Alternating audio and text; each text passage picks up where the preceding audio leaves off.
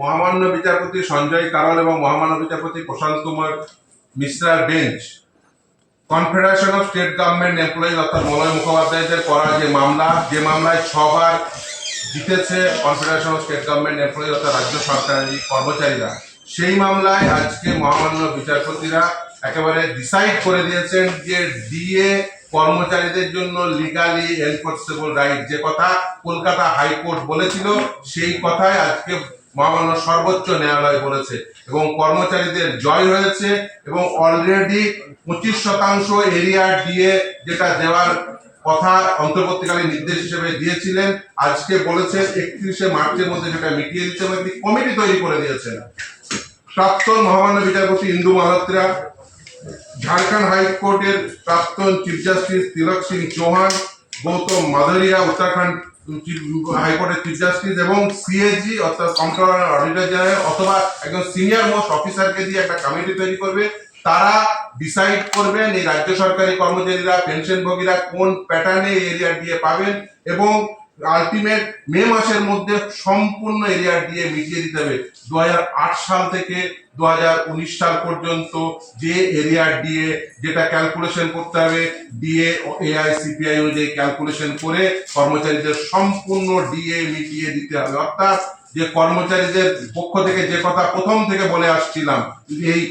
2016 সাল থেকে যে লড়াই শুরু হয়েছিল 2016 সালের নভেম্বর মাস থেকে আজকে 2026 সালের 5ই ফেব্রুয়ারি সর্বোচ্চ ন্যায়ালয়ে সেটাই প্রতিষ্ঠা পেল যে ডিএ কর্মচারীদের আইনসঙ্গত অধিকার, যেটা কলকাতা হাইকোর্ট বলেছিল সেটি সর্বোচ্চ ন্যায়ালয়ে প্রতিষ্ঠা পেল এবং DA all India consumer price ইন্ডেক্সের সঙ্গে সাযুজ্য রেখে দিতে হবে এবং ডিএ কোনো স্ট্যাটিক টার্ম নয়, যে কথা তারা বারবার বলার চেষ্টা করছিল যে ওই যে রোপা রুল 2009 রুল 3C তে যে ডিএ ডেফিনেশন আছে সেখানে যে ডিএ দিতে হবে শুধুমাত্র ওই পয়েন্টের সাপেক্ষে শুধুমাত্র ওই এআইসিপিআই অনুযায়ী, না, ডিএ কখনো স্ট্যাটিক হতে পারে না, সেটা অল ইন্ডিয়া কনজিউমার প্রাইস ইন্ডেক্সের সঙ্গে সাযুজ্য রেখে দিতে হবে এবং কর্মচারীরা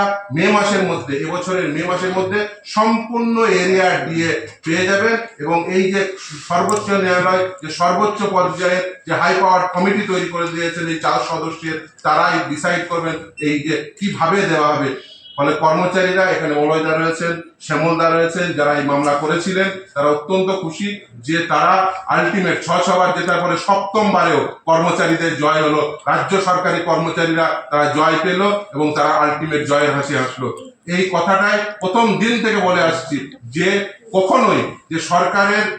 ফান্ড নেই, সরকারের সঠিকভাবে টাকা নেই, এই কথা বলে কখনোই সর্বোচ্চ ন্যায়ালয়ের কাছে তারা পার পাবেন না এবং সেটাই আদালতে আজকে প্রতিষ্ঠা পেল যে ফান্ড কনস্ট্যান্টের পয়েন্টে কখনোই যে আমি টাকা দিতে পারবো না, যেটা লিগালি এনফোর্সেবল রাইট, যেটা আইন দ্বারা প্রতিষ্ঠিত আন্ডার আর্টিকেল 309 এই রোপা রুল 2009 ফ্রেম হয়েছিল, তাই সেটা লিগালি এনফোর্সেবল রাইট এবং কর্মচারীরা সেটা আবার প্রতিষ্ঠা করতে সমর্থ হলো। যে লড়াই শুরু করেছিলাম সেই প্রথম থেকে আজকে কনফেডারেশন পক্ষ থেকে মলয়দা এবং শ্যামল দ্বারা যে লড়াই শুরু করেছিলেন সেই লড়াইয়ে আজকে রাজ্য সরকারি কর্মচারীরা, রাজ্যের পেনশনভোগীরা তাদের জয়প্রাপ্তি ঘটেছে এবং তারা অত্যন্ত খুশি। সুপ্রিম কোর্ট একাধিক প্রশ্ন তুলেছে, যে প্রশ্নগুলো আজকে বিচার করা কি কি সেই প্রশ্ন ছিল? দেখুন 13টি প্রশ্ন করেছিলেন, সেই 13টির প্রশ্ন সাপেক্ষে আজকে এই মামলাটির রায় হয়েছে এবং সেই প্রশ্নগুলো যেমন ছিল যে এটা আরবিট্রারি কিনা, প্রশ্ন ছিল যে ডিএ স্ট্যাটিক কিনা, আর লিগালি এনফোর্সেবল রাইট কিনা। ফলে সেই সমস্ত প্রশ্নের একেবারে পজিটিভ অ্যান্সার পেয়েছি যে আমরা যে কথা প্রথম থেকে বলে আসছিলাম যে DA all India consumer price ইন্ডেক্সের সঙ্গে সাযুজ্য রেখে দিতে হবে এবং ডিএ কখনো স্ট্যাটিক হতে পারে না, যে কথা ওরা বারবার বলার চেষ্টা করছিল যে ডেফিনেশন সেকশনে যেখানে ডিএ রুল 3C তে বলা আছে যে ডিএ ওই যে ডেফিনেশন 536তম পয়েন্টেই শুধুমাত্র ডিএ ঠিক থাকবে, তারপর তারা তাদের নিজের ইচ্ছা মতো দিতে হবে। শুধু তাই না, এই তো রাজ্য সরকারি টাইম টু টাইম নোটিফিকেশন দিয়েছে, তাহলে যদি টাইম টু টাইম যে নোটিফিকেশন দিয়েছে তারা যদি বলে যে ডিএ স্ট্যাটিক, তাহলে সেই নোটিফিকেশন কিসের সাপেক্ষে দিয়েছে? সেটা তো একেবারে আরবিট্রারি অ্যাক্ট হয়ে যাবে। সেটা তো হতে পারে না যে আপনার ইচ্ছা হলো আপনি একটা নোটিফিকেশন দেবেন, আবার আপনার ইচ্ছা মতো যখন ইচ্ছা নোটিফিকেশন দেবেন, এটা কখনোই হতে পারে না। ডিএ কখনো স্ট্যাটিক হতে পারে না, এটা লিগালি এনফোর্সেবল রাইট এবং কর্মচারীরা তাদের যে অধিকার সেই অধিকার সর্বোচ্চ ন্যায়ালয়ে প্রতিষ্ঠা করতে সমর্থ হয়েছে।